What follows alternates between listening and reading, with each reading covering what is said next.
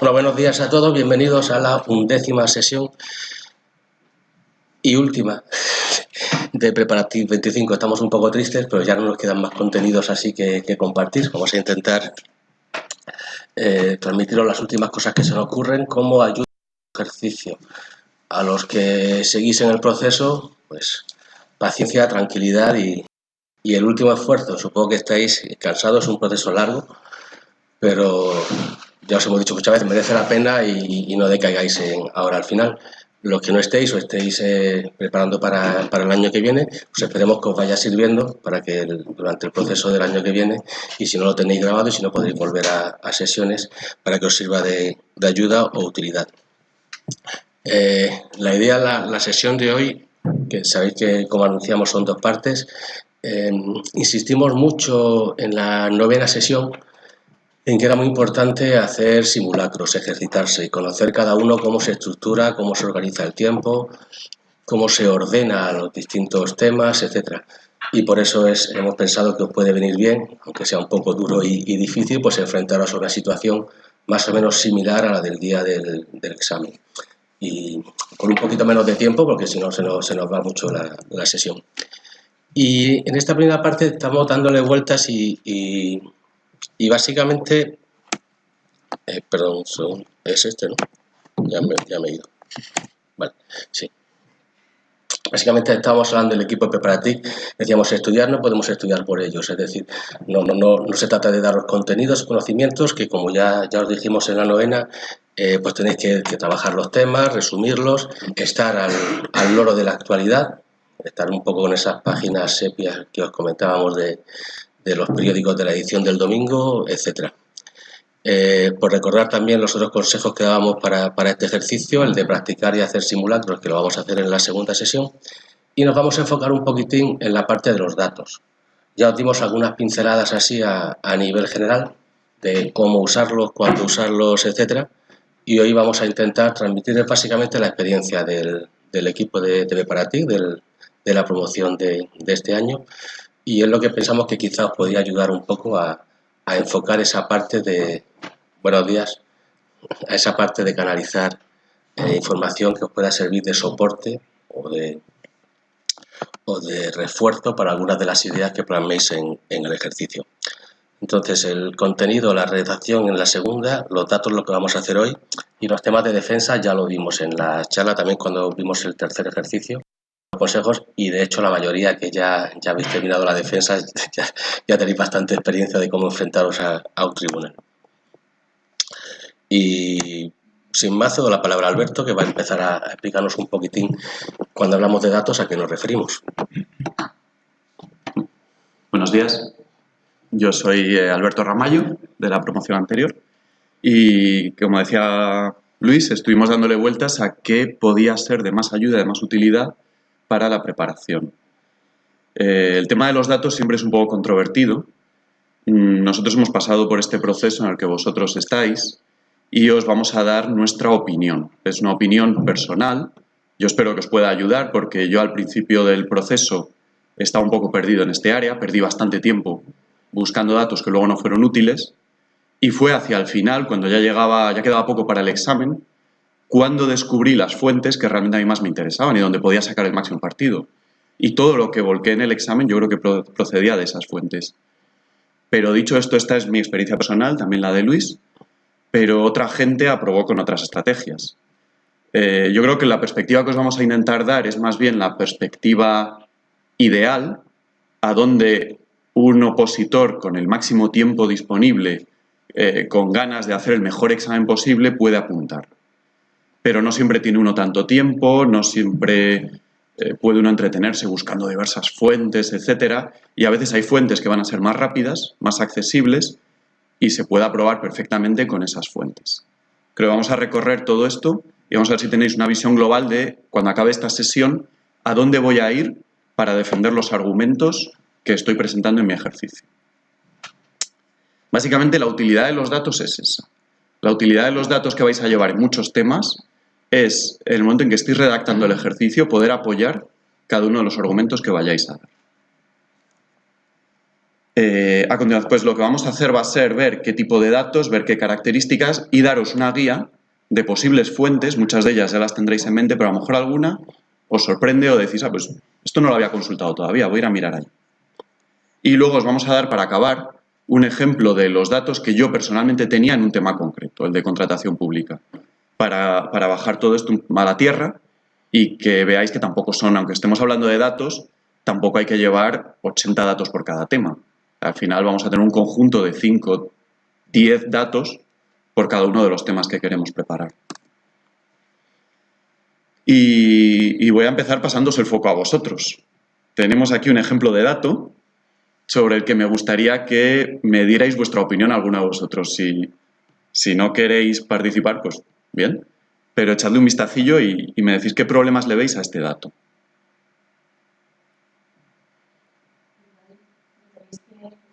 Pues léelo. Léelo. Venga, lo leemos. En el mundo, más de la mitad de los hogares del mundo ya acceden a Internet. El 84,6% de las personas de edades comprendidas entre los 16 y los 74 años ha utilizado Internet en los últimos 3 meses durante 2017, lo que supone un aumento del 5% respecto al año anterior. Esto sería un ejemplo de un dato sacado del Informe de Sociedad Digital en España 2017 de la Fundación Telefónica, que es una fuente que se suele utilizar bastante en el examen. ¿Alguien se anima a decir algún problema con este dato? Y pulsando el micrófono.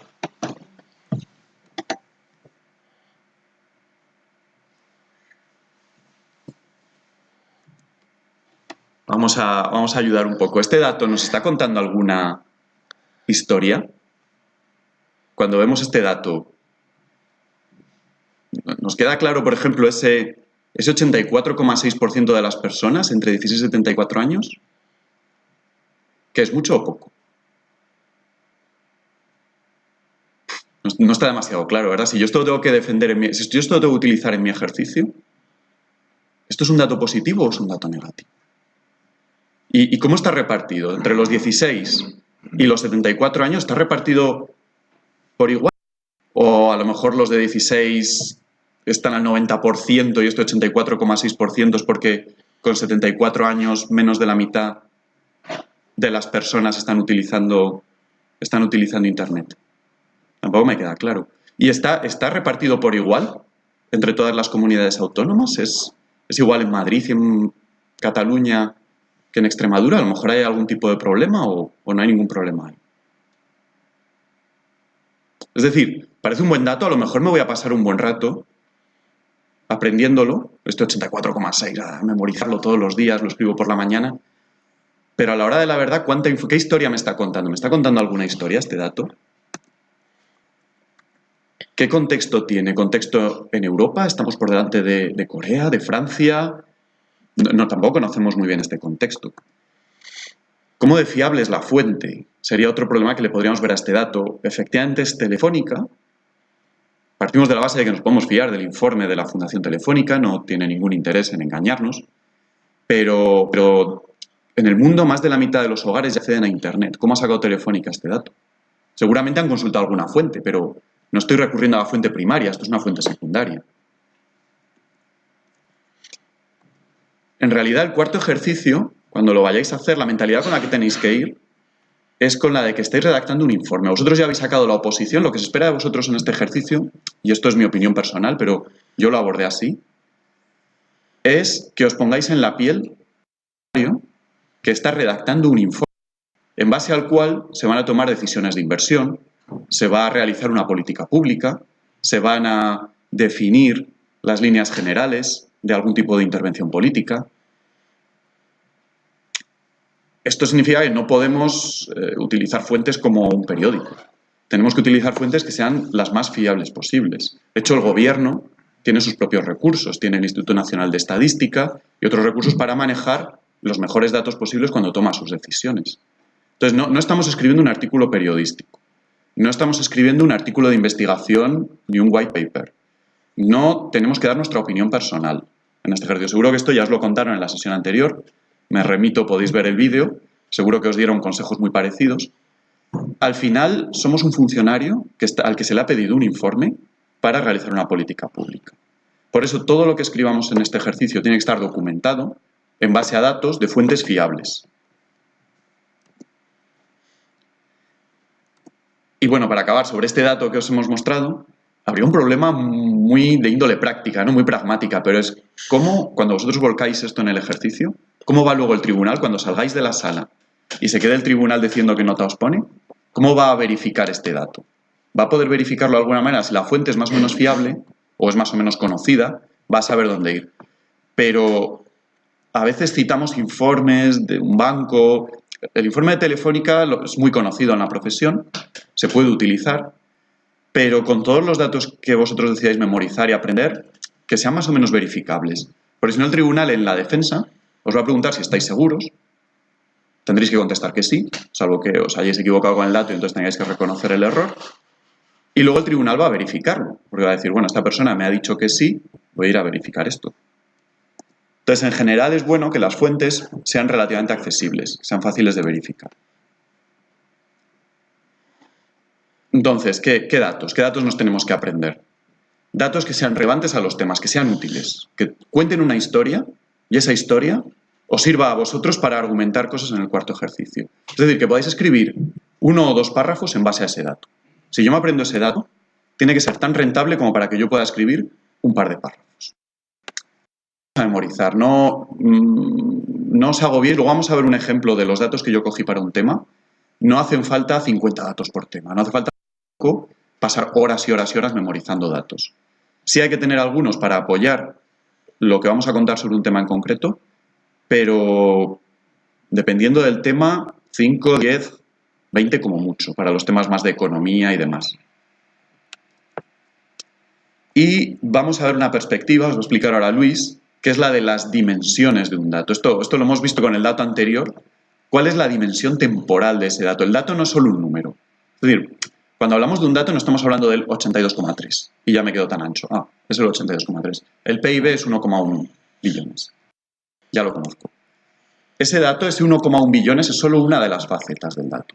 Es como si viéramos un poliedro. Queremos verlo en diferentes dimensiones. Queremos ver la dimensión temporal, la dimensión espacial, a veces la dimensión de género. Puede ser interesante, a lo mejor no en el PIB, pero sí en datos sobre educación. Un montón de datos, la dimensión de género puede ser interesante.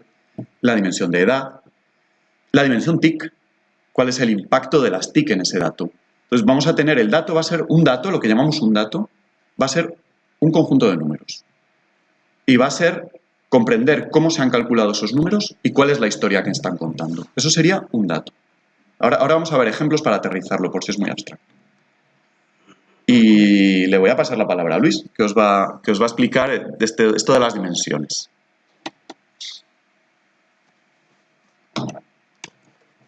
Hola.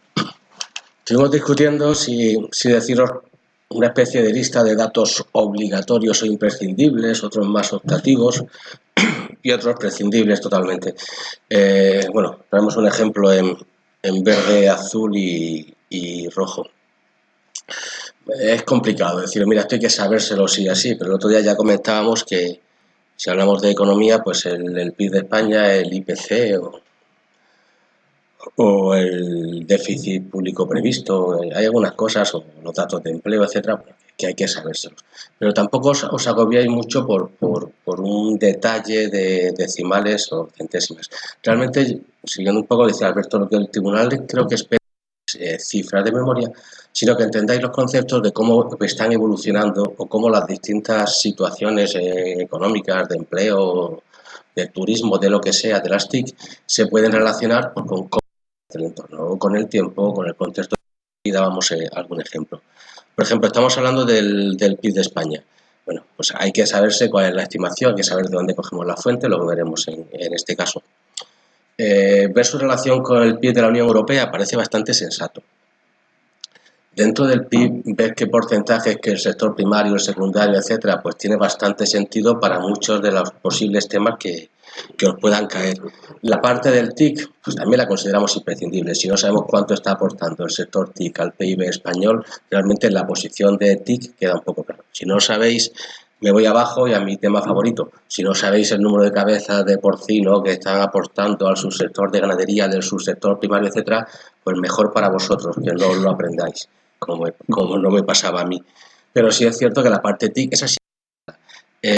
¿Cuál es la comunidad española que va mejor y la que va peor? Posiblemente se pueda utilizar, y lo ponemos como pueda tener sentido en algún argumentario que estéis utilizando. Saberse en concreto, si hay alguien de Murcia que me perdone, da igual Murcia que La Rioja, saberse en concreto el de una comunidad autónoma o el de todas que están por la mitad, pues no va a aportar nada. Quizás saberse el del País Vasco o Andalucía o tal, pues quizás sí aporten alguna comparativa respecto al general de España. Saberse el PIB a lo mejor si estamos comparando España con lo que se llama los países de saberse el de la UE, si alguien conoce y más que los datos en concreto, saber si está por encima de Italia o por debajo de Holanda en la estimación, el PIB aproximado del tercer trimestre, lo que sea, sí puede servir para alguno de esos datos, de esa información, no quiero llamar datos en este caso, que estáis presentando a ese gabinete, a ese subsecretario, a esa función que podáis estar ejerciendo como funcionarios TIC, como lo que planteaba imaginando que el tribunal espera un informe en el que lo que estemos dando es una cualificación de un tema, apoyado en unos datos. Es decir, el ministro querrá saber que esto va mejor porque el PIB español está por encima del de la Unión Europea y que pueda utilizarlo para diseñar una política o para defenderse en una rueda de prensa. Pero no le interesa tanto el número que tiene la Unión Europea o tal. Lo importante es que sepamos ordenar o coordinar la información que estamos aportando en base a esos datos que conocemos o que recordamos. Vamos a ver algunos ejemplos de dimensiones. Sí, claro. Tal y como decíamos antes, esto sería un dato. Cuando estamos hablando de datos, esto de aquí sería un dato, que sería el dato del PIB.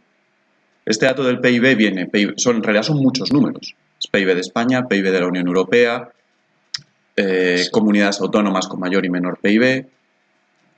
Ahora vamos a poner un ejemplo de otro dato. Este dato sería la tasa de paro. Hemos visto el PIB, ahora vamos a ver la tasa de paro. Y también lo vamos a ver en diferentes dimensiones. Correcto, gracias.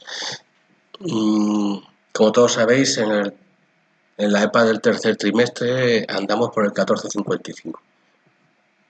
Lo que intentamos aquí explicar es que para hablar de cómo está la situación de desempleo en España, si decimos que estamos al 14,55, no decimos nada. No damos información, ya no digo ya conocimiento y sabiduría, como habéis estudiado en los temas de la oposición, pero dais un dato, pero no dais información. 14,55, ¿que es bueno o malo? Bueno, podemos ver qué pasó los últimos años, cómo estaba en el tercer trimestre del 17 y del 16. Bueno, pues pasa casi del 19 al 16, al 14. Bueno, pues sin mojarnos, no digamos que la situación es buenísima o que sigue siendo horrible, pero sí podemos afirmar sin temor a equivocarnos que está bajando. ¿Vale? Luego es a cada uno que le ponga su sesgo o que lo tome el político. También es importante quizá una referencia histórica de dónde estuvimos peor o dónde estuvimos mejor. Es decir, eso también te da muchísimo contexto. Es decir, el 14, ¿qué es? ¿Bueno o malo? Coño, llegamos al 27 casi. Bueno, estamos mejor. Hombre, hubo un día que estábamos casi por debajo del 8. Bueno, tampoco estamos tan bien. Pero lo insistimos, esa dimensión, en el caso de la EPA, aquí tenéis un ejemplo claro. No sirve de nada un 14,55. Si estamos diciendo que el paro está bajando en los últimos años y que actualmente se sitúa en el 14,55 después de haber alcanzado el 27, pues sí tiene sentido. Pero un dato solo, aislado, no aporta información. Y lo que estamos intentando trasladar en la sesión de hoy es que los datos tienen que aportar, no sirven de nada aislados sin todo ese contexto.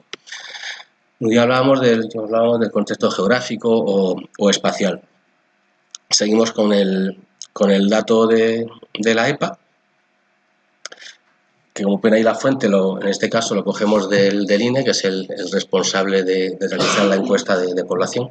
Si luego tenéis dudas al final de algunos datos, o qué es la EPA, o qué es el de desempleo, SEPE, cualquier cosa de esas, pues también en el turno de preguntas aprovechamos. No es el foco, pero hay que aprovechar todo lo que podáis. Bueno, lo mismo que veíamos en la evolución temporal, podíamos ver el contexto geográfico.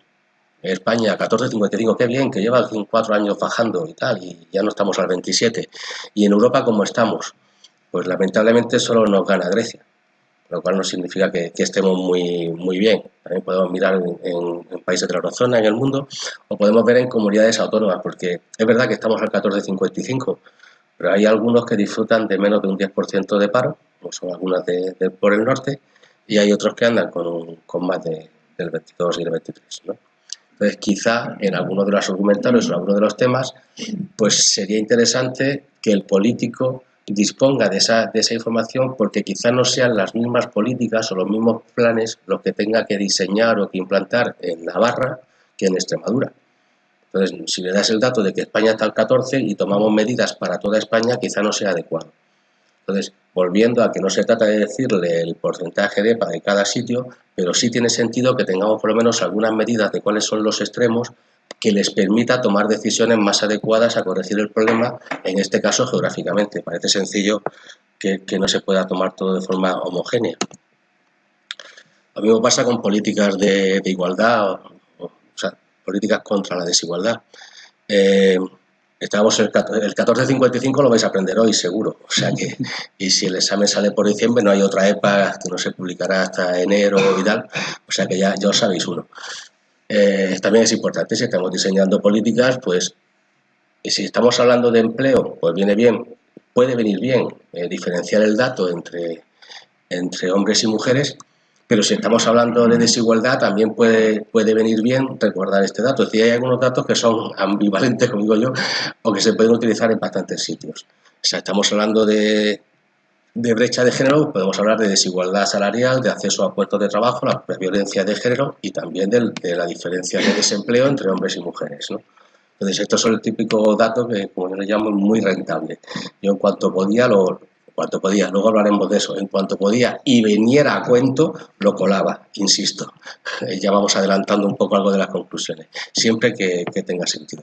Pues vamos viendo así distintas dimensiones, distintas formas de utilizar los datos, dándole contexto y dándole información. Lo podemos utilizar en distintas. Y vamos a ver que la multidimensionalidad tiene límites, como dice Alberto. Yo creo que la transparencia es autoexplicativa. El porcentaje, saberme el porcentaje de varones mayores de 65 años que en Asturias tienen reconocida la dependencia de tercer grado, probablemente ni me lo voy a saber, va a llegar el día del examen, no me voy a acordar, no voy a tener forma de utilizarlo y además que voy a invertir horas intentando aprenderlo. Hay un límite a la cantidad de dimensiones y a la granularidad con la que tengo que entrar en el dato. Tampoco os volváis locos buscando información hiperdetallada. ¿Cómo tiene que ser el buen dato? Un buen dato sería, os hemos puesto dos ejemplos, el PIB sería un ejemplo de un dato y la EPA, la encuesta de población activa, el paro, tasa de desempleo, como otro ejemplo de dato. Entendemos que un dato tiene que tener la precisión adecuada. ¿Qué quiere decir la precisión adecuada? No os van a valorar muchísimo que os sepáis los decimales. Yo en mi examen siempre recurría a cerca de, por ejemplo, veíamos de aquí el 1455. Quizá 1455 es que ya nos lo sabemos todos ahora mismo, lo hemos repetido 3 veces, ya nos acordamos. Pero por género, quizás decir en torno al 13 y en torno al 16 es más que suficiente en el examen. Y también se retiene fácilmente. Es decir, ¿qué precisión necesitamos?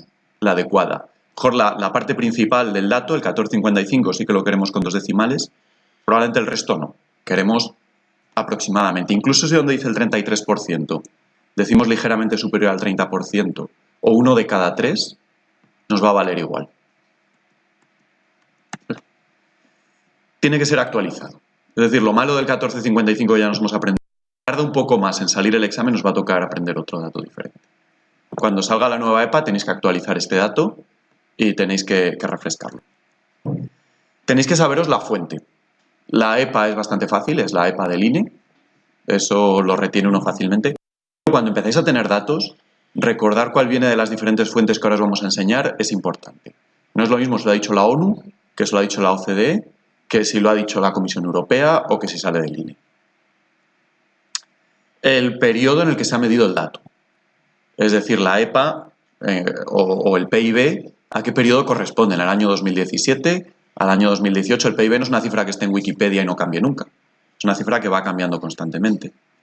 A ser posible de una fuente oficial. Hemos visto que se puede utilizar informes de ONGs, fundaciones, etcétera. Pero siempre que tengáis que elegir entre un dato sacado de una fuente oficial o un dato sacado de una fuente de un informe de una ONG, una asociación, a ser posible, tirad por la fuente oficial. Y tenemos que tener contexto. Tenemos que entender qué historia nos está contando, si es un dato bueno o malo, cómo estamos en relación con otros sitios, si ha habido progreso o no, si cabe esperar más progreso o no. Tenemos que entender esa historia y ese contexto. Y cuando tenemos todo eso ya tenemos un dato y es bastante trabajo encontrar un dato de estos. Así que ya sabemos lo que estamos buscando, dónde vamos a ir a buscarlo, qué fuentes. Os ofrecemos aquí un listado de algunas de las fuentes que podéis utilizar, puede haber más. Seguro que alguna de estas os resulta nueva a todos vosotros. El INE sería la fuente por excelencia para datos de España. Luego vamos a hablar sobre el INE. A veces, en mi opinión personal, Luis no está de acuerdo, pero en mi opinión personal, a veces es un pelín más difícil porque el INE es una web muy profesional, orientada a profesionales de los datos, y a lo mejor no es tan directamente accesible por el usuario de a pie. Esa es mi opinión personal. En el Mineco y el Inserso en el Mineco vais a encontrar datos sobre economía del país, en el Inserso sobre cuestiones de dependencia, temas de dependencia, en el CIS la opinión de los españoles sobre problemas de actualidad. Eurostat es una pasada, yo lo utilicé muchísimo. Tiene un montón de temas, luego lo vamos a ver con más detalle, os va a dar sobre muchísimos temas diferentes, la perspectiva europea y la perspectiva temporal. Así que os va a cubrir un montón de dimensiones. El semestre europeo, supongo que os sonará, es ese análisis que se hace de las economías y las medidas de reforma en cada país por la Comisión Europea. Se publica una serie de informes 2 veces al año que están muy, muy bien. Y muchos de los temas que tenéis en el temario, como la garantía de unidad de mercado, la ley de contratación, en realidad están motivados por imposiciones, vamos a decir, imperativos, que emanan del semestre europeo. La OCDE es muy interesante, os va a dar datos en un contexto supraeuropeo, en un contexto, vamos a decir, de las economías avanzadas. Y luego el OPSAI y el ONSI son más concretos, más específicos, igual que el DESI. Estos tres son para la sociedad de la información. Básicamente os van a dar información sobre cómo avanza la administración electrónica y ciertos indicadores sobre la sociedad de la información en Europa. La Delegación del Gobierno para la Violencia de Género es una buena fuente de datos para el tema de género. Y quizás las ONGs y los informes de empresas privadas pueden estar bien también. Un mogollón de fuentes, muchísimas. ¿Cómo clasificamos estas fuentes? Vamos a sacar una gráfica ahora, que esto es una percepción personal. Esta es nuestra idea sobre el rendimiento de cada una de estas fuentes. Hemos dibujado, esto es totalmente personal, otras personas podrían daros otra opinión diferente. Pero mi perspectiva personal es que hay una cantidad de esfuerzo que vais a invertir y hay un rendimiento que le vais a sacar a cada fuente. Hay fuentes que con muy poco esfuerzo os van a dar ciertos datos, algo de rendimiento, y están bien por eso. Por ejemplo, informes de entidades privadas o el OPSAE os van a dar 2 o 3 datos que rápidamente son un quick win. Te miráis ahí y en 10 minutos tenéis ya 2 o 3 datos sobre la sociedad de la información, sobre la administración electrónica. Se pueden utilizar en muchos exámenes, en muchos enunciados, pero no da mucho. Es decir, una vez que tenéis esos 2 o 3 datos, esa fuente ha quedado exprimida, por así decirlo. En el otro extremo de la gráfica tenemos el semestre europeo, Eurostat, el INE o la OCDE. Y a estos, ¿cómo los llamamos? Como trampas de datos, ¿no? Yo le llamo la trampa mortal. La trampa mortal. Aquí puede uno pasarse horas, pero de verdad, horas, tardes, buscando datos, descubriendo cosas, entendiendo mejor la realidad, entendiendo mejor los temas, entendiendo muchísimo mejor, ganando mucha profundidad en vuestra comprensión de un tema, pero se va el tiempo, se va el tiempo. Al final hay que acotar y hay que decir, venga, me quedo con esto de aquí, me quedo con la perspectiva europea, temporal, cojo esto de aquí y esto de aquí, y paro ya de mirar este tema porque realmente son fuentes muy amplias, donde tenéis bases de datos expuestas para que las consultéis y podéis ver la diferencia en la educación de género entre Lituania y Rumanía en los últimos 5 años. Y está genial, pero va a ser difícil que lo podáis meter en el examen y que os sea útil.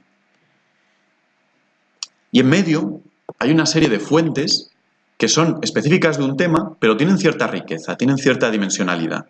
El Inserso, el Banco de España, el CIS, el DESI, el ONSI. Hay un montón de fuentes que al final son específicas para un tema concreto. y en ese tema van a ser quizás vuestra fuente de referencia.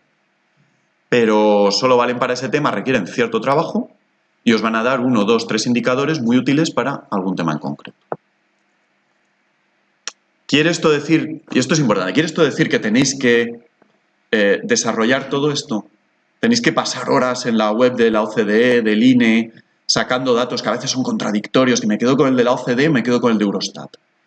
Porque no van a dar nunca el mismo porcentaje con el mismo decimal. Porque uno lo está midiendo en un intervalo, en una región, con unos parámetros, otro está midiendo de otra manera. Estas últimas fuentes, las del extremo, son lo ideal. Si yo tuviera tiempo infinito, si realmente quiero sacar la mejor nota, si quiero entender bien un tema, si quiero hablar con propiedad de ese tema, voy a pasar tiempo ahí. Pero no es la situación de todo el mundo.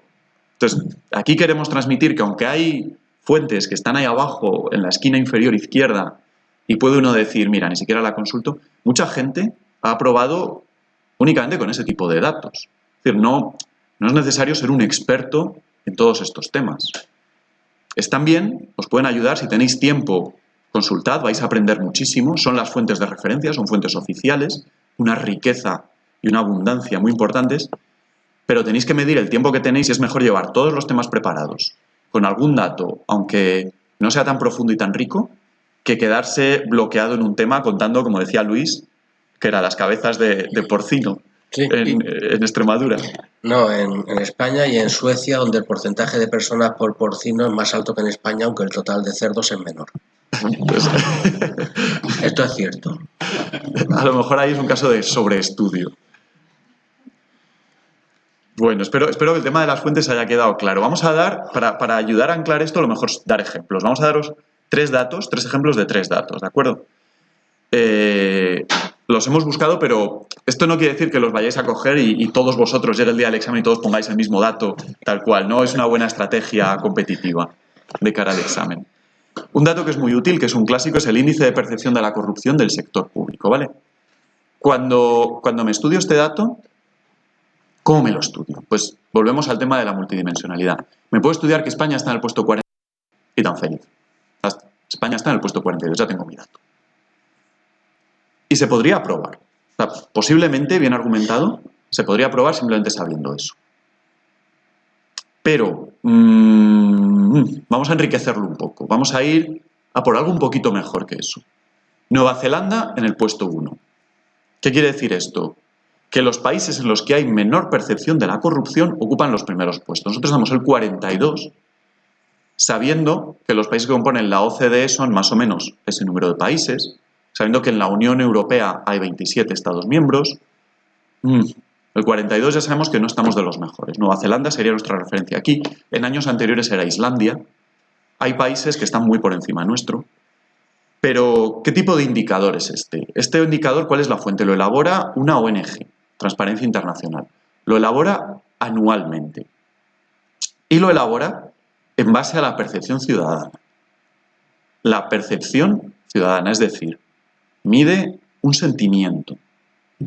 No es un dato objetivo, no es el PIB, no estamos diciendo que la corrupción en España sea el 42º país más corrupto del mundo. No. Estamos diciendo que los españoles sentimos que nuestro país es moderadamente corrupto. Y de hecho, cuando miramos la dimensión histórica, la dimensión temporal, lo que vemos es que España ha caído desde el puesto 25 en 2007. Es decir, los escándalos que provocan esta caída de puestos, del 25 al 42, que es muy importante, se estaban gestando en el 2007. Muchos juicios que ahora concluyen empezaron hace 5, 7, 8 años. Y evidentemente esos juicios han tenido un impacto en la opinión pública. Muchos casos de corrupción que han aflorado han tenido un impacto en la corrupción pública y han provocado, junto con la crisis, junto con otros factores, esta caída. ¿Quiere esto decir que en el año 2007 éramos menos corruptos que ahora? No podemos sacar esa conclusión. Entonces, hay que entender bien el dato, cómo se ha elaborado y qué es lo que quiere decir. Quiere decir que los ciudadanos sentimos que ha aumentado la corrupción, pero lo percibimos por diferentes razones y no quiere decir que realmente haya aumentado la corrupción. De hecho, es muy difícil saber si la corrupción ha aumentado o ha disminuido. hemos dicho que un dato tiene que ser relevante. Ahora que ya tenemos este dato acotado, ¿en qué temas lo puedo utilizar? ¿Es un dato que me quiero memorizar o no? Este es un dato que lo puedo utilizar en los temas de transparencia, para los que es difícil encontrar datos. Podemos hablar de reforma de las instituciones, pérdida de confianza en las instituciones. Si yo voy a dar una opinión que es muy arriesgada, como que los ciudadanos confían menos en las instituciones, no la puedo dar porque yo personalmente creo que mi familia, no puedo dar una opinión de bar, de cuñado, de barra de bar, ¿no? No puedo decir es que en mi familia ya no confiamos, nos hemos vuelto todos antisistema.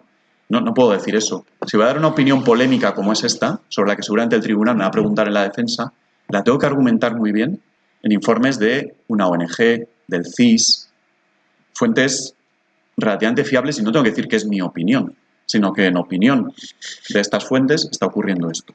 Lo puedo meter en temas de gobierno abierto, de nueva función gerencial, puedo hablar de la situación política, gobierno en funciones, prórroga de presupuestos, moción de censura, etcétera. Puede haber forma de meter este dato. Entonces, un dato que, no siendo tan difícil de memorizar, puedo utilizar en un montón de temas en los que no tengo una abundancia de datos, con lo cual es un dato bastante útil. Este sería un dato. Vamos a ver otro ejemplo de dato.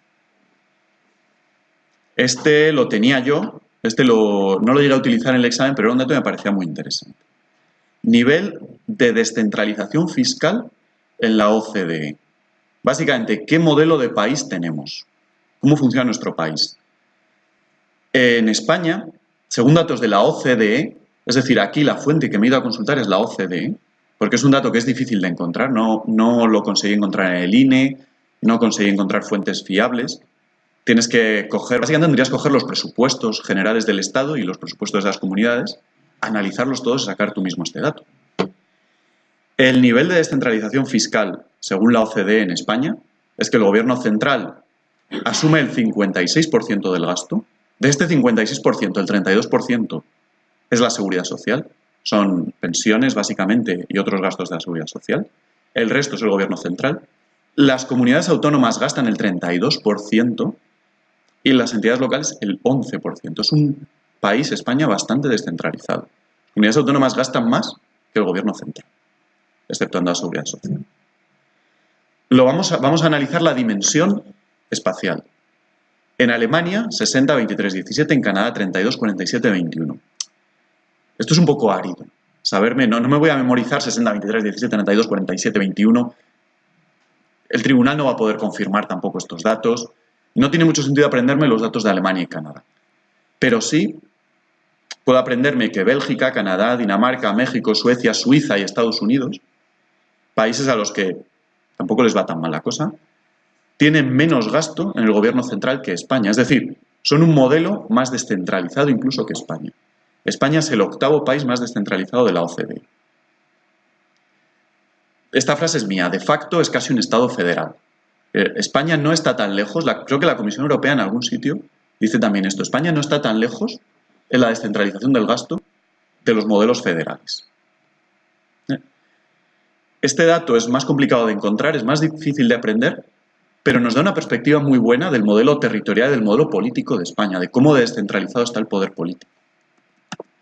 Por lo tanto, lo voy a poder utilizar en muchos temas. Lo voy a poder utilizar si hablo del estado del bienestar.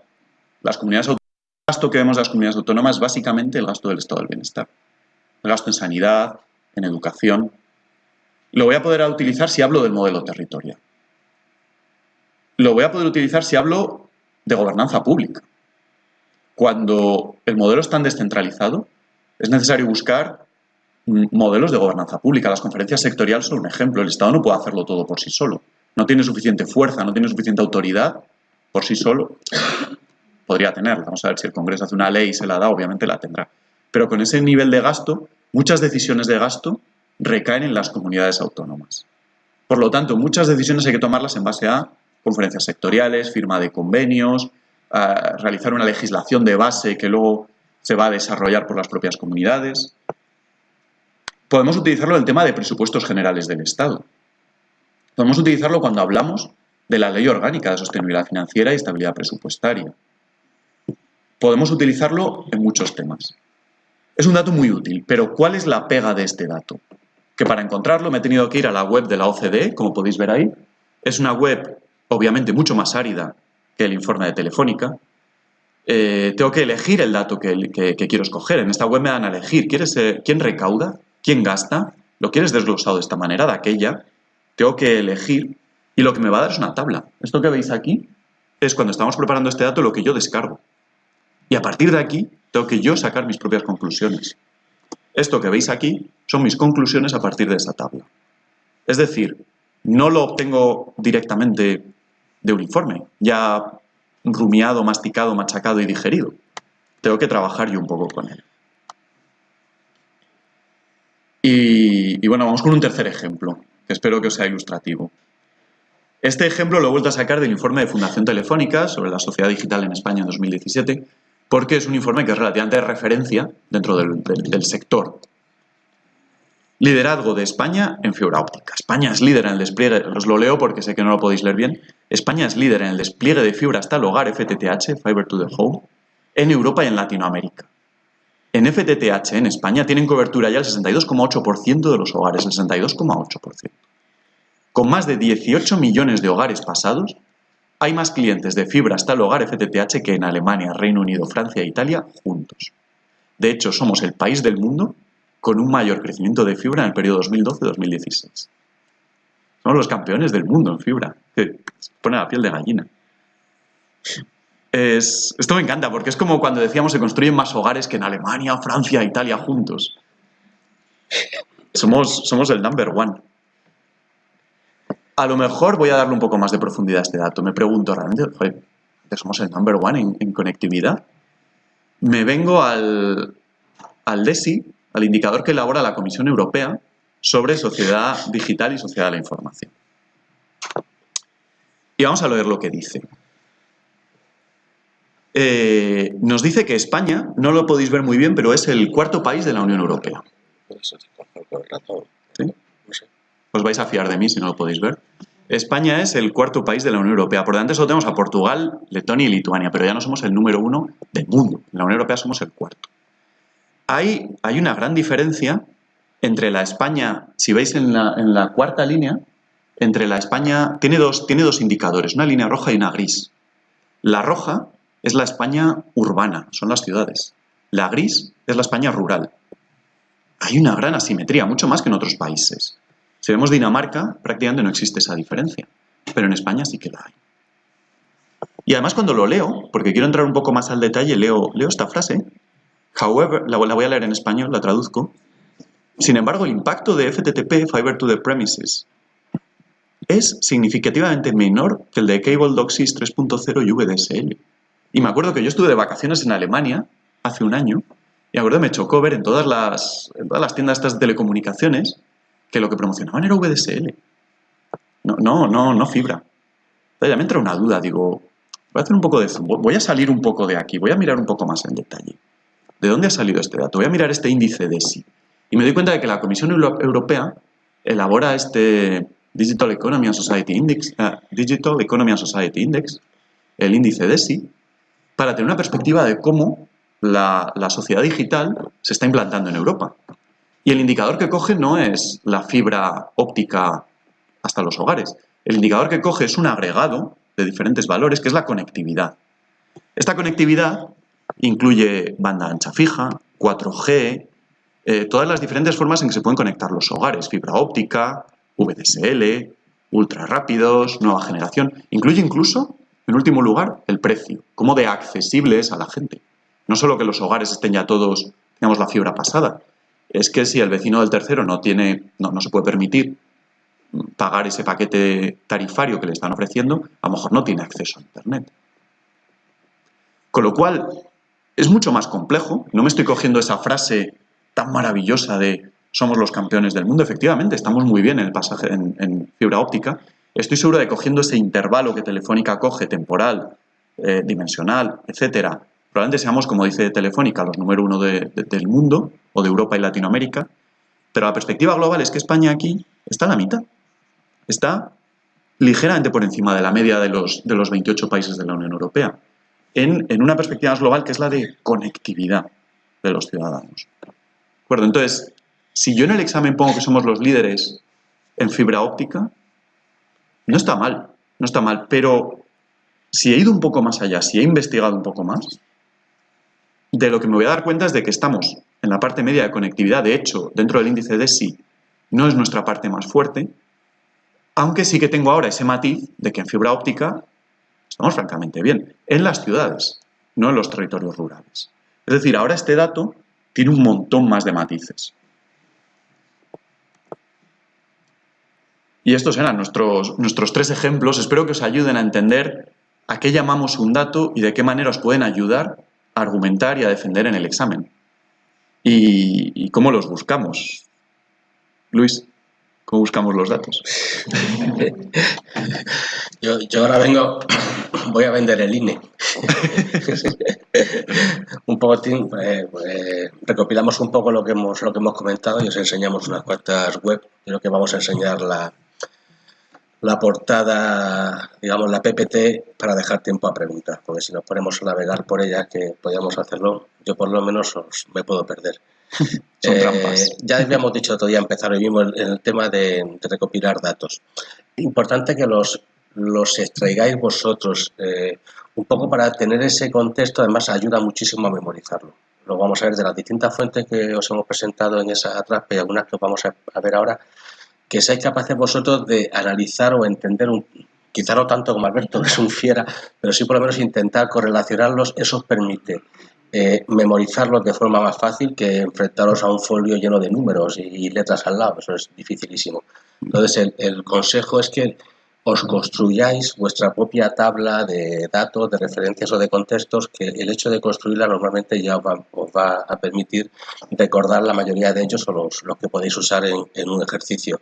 Y siempre lo de entenderlos, acompañaros del contexto. No os aprendéis que el índice de citas es 14-18, eso, ver cómo está España, cómo está Europa, cómo está en la ONU, cómo están las comunidades en el ejemplo espacial. Y bueno, yo creo que a estas alturas ya, con suerte, va a cambiar de los grandes indicadores y los grandes datos que podáis estar construyendo o que recopiláis las próximas semanas. No va a cambiar ninguna ley, ninguna estimación, ningún FIS, ningún PIB, etcétera. O sea que no tenéis que estar ya tan pendientes de la actualización.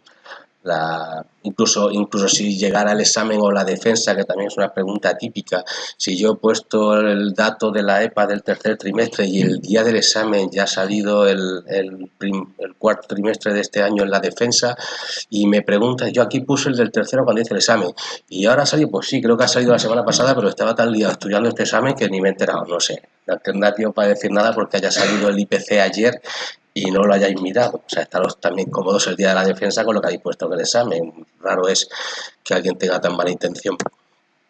El INE, una trampa mortal. El INE, sí, me llamo Luis y soy adicto a las cabezas de porcino. No. Un día también empecé con el INE y sabéis que podéis sacar vuestro apellido, cuántas ocurrencias tiene en cualquier pueblo de España o por región. Y un día empecé a mirar en Almería cuántos extranjeros había, y sobre todo lituanos y senegaleses. Pero luego me fui a Madrid y no había tantos, pero había muchos chinos y muchos filipinos. Todo esto es verídico, como podéis imaginar. Es decir, tener mucho cuidado.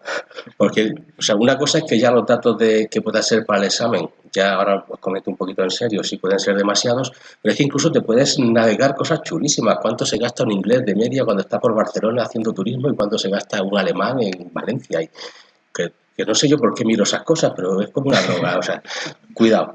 Básicamente el INE tiene la responsabilidad por ley de realizar, de dar algunos de los datos del censo electoral, del padrón, formula las cuentas nacionales. En esa formulación de cuentas hay 3 datos que también es la cifra oficial del Estado español. Y hablo del PIB. No me acuerdo cómo se llama, que es algo así como la renta avanzada por español, que es el PIB en el que le quitan lo que los extranjeros han hecho aquí en España, han ganado, y lo que los españoles sí han ganado en Alemania. Y ese dato que dice, bueno, ¿eso por qué? Eso es porque la Unión Europea sus ayudas las distribuye de acuerdo a ese dato, no al PIB, donde tenemos injerencia, digamos, de extranjeros aquí, de españoles fuera, sino ese segundo dato. No creo que os interese que el examen, pero el INE da el PIB, esa renta avanzada y la estimación de déficit público. Y ese es el dato oficial de España. El dato de número de habitantes, ¿vale? Es el oficial, es el INE. El IPC y la EPA, las dos encuestas. El IPC se recorre todos los supermercados, pero se recorre todas las grandes superficies y tiendas de España, le alimentan periódicamente de cada uno de los artículos en las web, en unos sistemas de recogida que tiene, procesa sus datos y con eso elabora el IPC. Lo podéis ver aquí, bueno, podéis ver lo que subió el pescado el mes pasado, y por regiones, y por, o sea, no os volváis locos, pero sí es cierto que el IPC, la EPA, el PIB, el déficit, alinea. ¿Vale? A la derecha, en el primer resumen, en las 5 o 6 líneas, aquí abajo donde pone indicadores tenéis el IPC y la EPA, el PIB siempre. No tenéis que navegar ni que volveros locos. Es cierto que hay una parte debajo donde pone Masile, el mapita de España, donde están las estadísticas territoriales, y ahí podéis hacer virguerías, tablas, gráficos por comunidades, por ciudades, etcétera. Solamente a un caso que necesitéis. Y en la izquierda, en todos los posibles sectores o áreas, o entrando aquí en INEBASE, en el cuadradito azul, ahí tenéis datos de censo agrario, de turismo, de industria, de servicios, de hábitos de consumo, condiciones de hogar. Como decía Alberto, para el examen. O sea, los básicos, como digo, sí hay que sabérselos, IPC, EPA, PIB, déficit. Y luego, en gustos, sin que lleguéis a mi vicio obsceno, pero en gusto, pues algún tema que queráis ver de turismo, de algo que estéis mirando de algún tema económico, de algún sector, pues siempre os decía en la sesión, en la novena, que algo que nos diferencie del compañero tampoco está mal. Y que venga al caso y que venga a cuento en el tema que estamos tratando, en la opinión que estamos o que queremos fundamentar. No quiero hablar más del INE porque estoy enamorado del INE y se me puede ir el día. Pues recordar los significativos, un poco que podéis diferenciar y tener cuidado de no sumergiros demasiado. Alberto, sí, si no llegamos. Sí, si tú estás enamorado del INE, yo de Eurostat. En Eurostat, si entráis, vais a ver que también tiene su base de datos y hay un montón de temas que se pueden cubrir a escala, la dimensión europea y la dimensión temporal.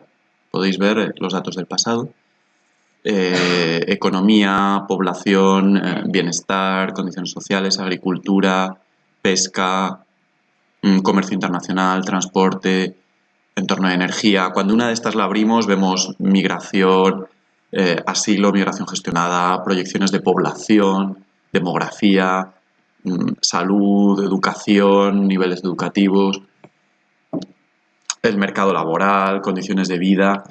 A mí me duele que para el año anterior yo tardé en descubrir Eurostat. Empezaba buscando los datos, buscas en Google, te salen periódicos, te sale datos macro, te sale no sé qué, cada vez encuentras datos diferentes, los periodos temporales no coinciden.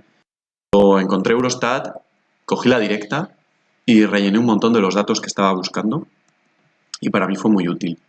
Otra fuente distinta de Eurostat, yo os recomiendo que si tenéis el tiempo y podéis, para profundizar, utilicéis Eurostat. Es una fuente muy, muy buena. Y otra fuente, esta ya es, quizás, incluso diría para nota, ¿no? Casi, podríamos decir, el semestre europeo. El semestre europeo es el marco en el que se coordinan las políticas económicas de los países de la Unión Europea. Esto quiere decir que cada año España envía sus previsiones de crecimiento, su plan de borrador de los presupuestos, envía un montón de datos que recopila el INE. Son datos que todos están en el INE, a escala de España, y los envía a la Unión Europea, a la Comisión Europea, que los analiza y realiza una serie de sugerencias. Sí, disculpa, Alberto, lo recopiláis ya, pero está en el Ministerio de Economía. Ah, bueno. O sea, si no queréis meteros tanto en el semestre, si no queréis la nota, en el Mineco tenéis las previsiones del gobierno del primer semestre y siempre tiene su previsión de déficit, de PIB, de desempleo, etcétera, que es lo que envía a Europa y luego recopila semestre. Pero bueno, ya iréis jugando un poco con las fuentes. Sí, esta es buenísima, pero bueno, en Mineco en 2 diapos tenéis por lo menos lo básico, al que no tenga suficiente tiempo. Perdón. Exacto. Y entonces, ¿qué es lo que obtenemos cuando buscamos? Lo que vamos a encontrar van a ser los informes por países. Están todos los países de la Unión Europea, los 28 informes cada año. Cada año hay uno de estos Country Report. Y las recomendaciones específicas por país, las CSRs. Y cada año, cada país tiene sus recomendaciones. Y os pongo algunos ejemplos que yo encontré que fueron muy interesantes y me ayudaron a entender mucho mejor los temas. Contratación pública. Sabéis que hay una nueva ley de contratos. Muchas de las cosas que aparecen en ella vienen motivadas por recomendaciones que hizo la Comisión Europea a España. Garantía de unidad de mercado. La Comisión Europea analizó la situación en España, llegó a la conclusión de que había que hacer algo y la ley de garantía de unidad de mercado es resultado de esas recomendaciones específicas por país y actualmente la Comisión Europea realiza un seguimiento de los efectos que está teniendo la ley. Con lo cual es una forma de desarrollar ese tema y además vais a encontrar ahí algún dato, alguna referencia y siempre vuestra fuente es la Comisión Europea. Temas de lucha contra la corrupción podéis encontrar aquí, temas de temporalidad en el empleo, son uno de los grandes problemas de España. Y poder citar a la Comisión Europea, tal y como dice en el informe del semestre europeo de 2017, la temporalidad en España es de tanto y esto supone un grave problema. Es una forma de dar una opinión, pero no es vuestra opinión. No es la opinión que habéis leído en un periódico ni en Foro Coches. Es lo que está diciendo la Comisión Europea. Resultados y gasto en educación, la comparación entre cuánto se gasta y qué resultados se obtienen. Gastos en I+D y los resultados que están obteniendo de ello. Programa de estabilidad del país, Programa Nacional de Reformas. ¿Qué ocurre? Que el informe, el Country Specific Report, para ello os he puesto una página, tiene 70, 80, 90 páginas, está en inglés, hay uno cada año, y encontrar la información que estáis buscando significa navegar, leerlo, ojearlo, ir buscando lo que necesitáis dentro de ese informe. No es trivial. La OCDE también podéis encontrar muchísimos datos: educación, empleo, medio ambiente, migración, sociedad y estado del bienestar, desarrollo, economía. Ocurre que muchos datos, sobre todo los de economía, son muy visibles. A todos se nos ocurre que hay que buscar el dato del PIB o el dato del paro. Es relativamente obvio. Pero a veces nos encontramos con los temas de estado del bienestar, reformas regulatorias, comercio, balanza comercial. Estos datos ya no son tan fáciles de encontrar. Y la OCDE puede ser de mucha ayuda aquí. Y finalizamos, recordamos hacerlo, lo que comentaba antes, hacerlo vosotros mismos, datos relevantes. Es un poco, bueno, la presentación la vais a tener a disposición colgada en cuanto podamos. Digo, estáis tomando notas, la vais a tener como siempre en Preparatic, en la web. Y quizás solamente enfatizar el quinto punto. O sea, recordar que también lo hablábamos y yo creo que es mucho mejor un ejercicio sin ningún dato que con un dato que tiene que ver con el enunciado del ejercicio, ¿sabes? Es decir, si total, pues creo que la tendencia aumenta o sea, tal y con los grandes beneficios que está produciendo, y luego cuando te pregunten, pues ya habrás tenido tiempo de mirarse de eso concreto y decir, ¿por qué ha dicho usted esto? Pues porque según el informe de la OCDE ha pasado esta cifra de esta. Mejor que decir un dato de la EPA cuando te están preguntando por la reforma de la Constitución. ¿Vale? Solamente eso. Y vamos bien para... Sí, vamos a concluir. Tenemos tu ejemplo, se me olvidaba, que terminamos. Sí. Vamos al ejemplo y luego ya las preguntas. A ver, quiero que tengan tiempo. Estos son los datos que yo utilicé hace casi 2 años. No se os ocurra copiarlos. Cada uno tiene que buscar los suyos, ¿vale? Lo hemos puesto aquí para daros un ejemplo de un tema, el tema de contratación pública. No es de los más obvios. Hubiera sido obvio poner el de economía, PIB, paro, no sé qué. Pero hay muchos temas, como hemos visto antes, de ética pública. Joder, estaría bien encontrar algún dato. El tema de contratación es uno de esos que no es tan obvio. ¿Qué datos puedo encontrar? Y cuando te pones a buscarlos no es tan fácil encontrarlos. Yo los que utilizaba son estos. Para todo este tema solo tenía estos datos de aquí. Esto os puede dar una idea de que tampoco hace falta 5.000 datos. Lo que sí intentábamos ver era ejemplos de afirmaciones que voy a querer hacer y motivación de cosas. Por ejemplo, cada año, estamos hablando del tema, consiste en contratación pública. Mi año era el 10, ¿no sigue siendo el 10? Cada año 250.000 autoridades en la Unión Europea, claro, la Comisión Europea habla de autoridades, quiere decir ayuntamientos, comunidades autónomas, organismos públicos, entes, gastan alrededor del 14% del PIB, unos 2 billones de euros, el doble del PIB español. Se gasta en contratación pública. En muchos sectores, como sanidad, educación o gestión de residuos, que son parte importante del PIB de cada país, son los clientes principales.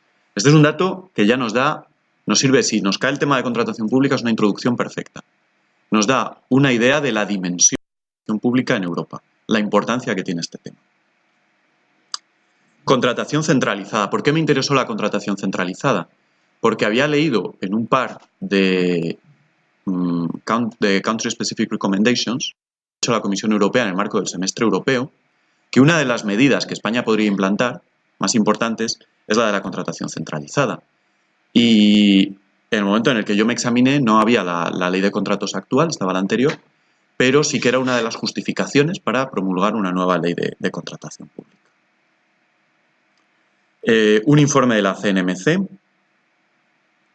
que básicamente da el dato de contratación pública en España, el 19% del PIB, y decía que este informe de la CNMC decía que si no hay competencia, la CNMC estima un incremento del 25% en el precio de adjudicación de un contrato.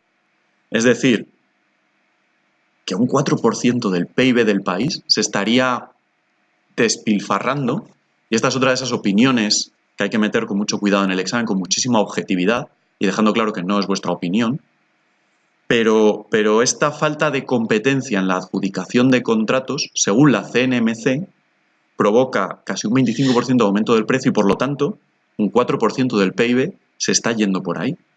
Es decir, hay una oportunidad y un campo de mejora inmenso en ese área, en la contratación pública. Y la Comisión Europea está alineada con esa perspectiva cuando nos dice que tenemos que hacer más compra centralizada, etc. Por otra parte, la tendencia, digamos, que también se ha impuesto con la actual ley es la de trocear los contratos, cosa que antes estaba prohibida.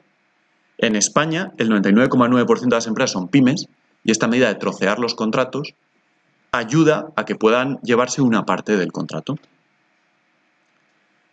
Y esa dimensión TIC de la que hablábamos, el informe Reina, qué porcentaje de los presupuestos generales del Estado se gasta en contratación TIC. Y otra perspectiva TIC, digamos, la del portal FACE.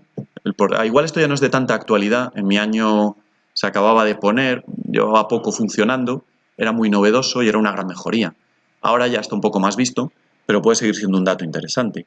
Número total de facturas electrónicas en febrero de 2017 en FACE, más de 15 millones.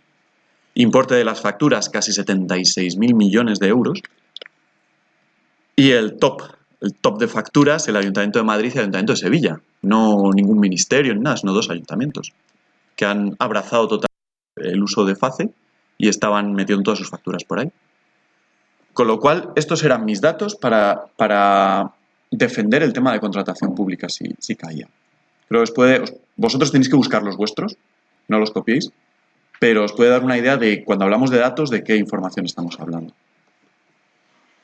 Ahí va. Está apagado. Os toca.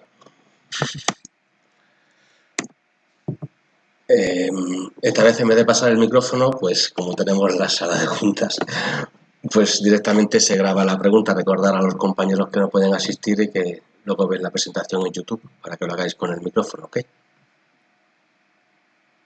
También valen críticas.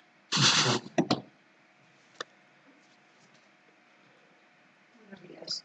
Ya que nadie se anima, pues nada, me animo yo. Tema de datos. Acércate un poquito. A ver, ¿mejor? Sí. Vale. Tema de los datos. Yo es que soy malísima para los números y por mucho que todas las mañanas me levante leyendo el dato, al final sí que se me olvida.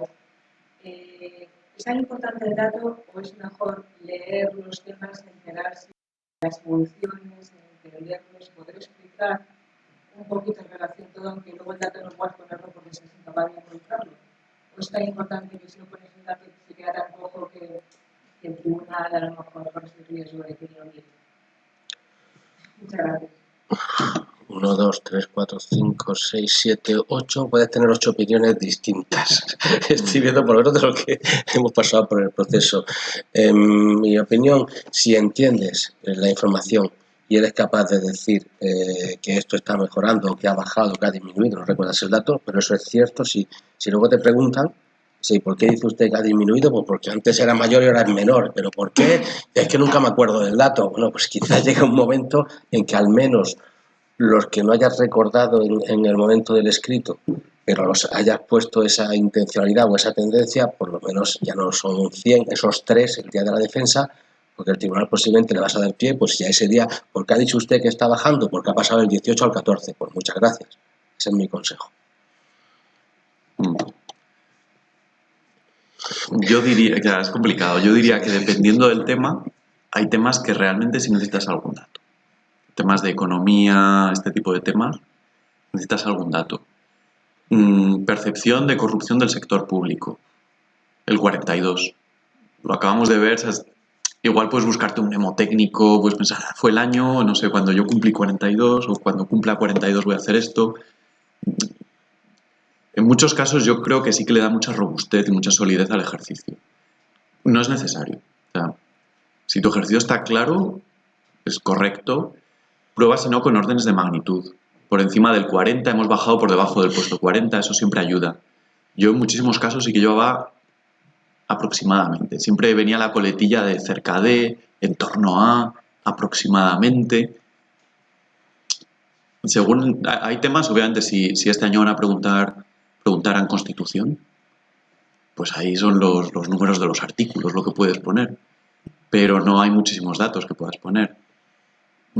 Pero siempre yo creo que ver algún número le da esa robustez, esa solidez que marca un poco como la calidad del ejercicio. Pero dicho eso, sí que creo que se puede aprobar sin llevar ahí una cantidad enorme de números. He vuelto a poner esta traspa para recordar que este ejercicio tiene un contenido, una capacidad de redacción, un conocimiento sobre el tema, una falta luego de exponerlo, leerlo, defensa, etcétera, ¿vale? El dato es un pequeño apartado dentro del cuarto ejercicio. No creo que nadie aprueba o suspenda por el tema de los datos, sencillamente refuerza, ayuda a todo lo que estamos diciendo. Si no sabes de lo que estás hablando, da igual que sepas muchos datos, por decirlo de otra forma.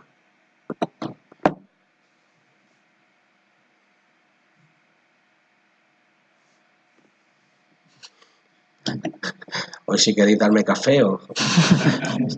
Pero ahí vale. Sí, iba a hacer quizá una puntualización. Supongo que esto es obvio, pero nunca, nunca, nunca una opinión polémica, una opinión chocante, una opinión extraña, que sea vuestra. Siempre que esté sustentada, que sea una cita de alguien y apoyada por un dato. Incluso, yo lo jugué un poquito, incluso una opinión un poco chocante, no extrema, no cosas raras. Puede despertar al tribunal, puede diferenciaros, puede ser buena, pero no una opinión personal. Eso sí que tiene que estar siempre basado en una cita, en un dato o en algo así. Y si no, no os metáis en el jardín, en el berenjenal.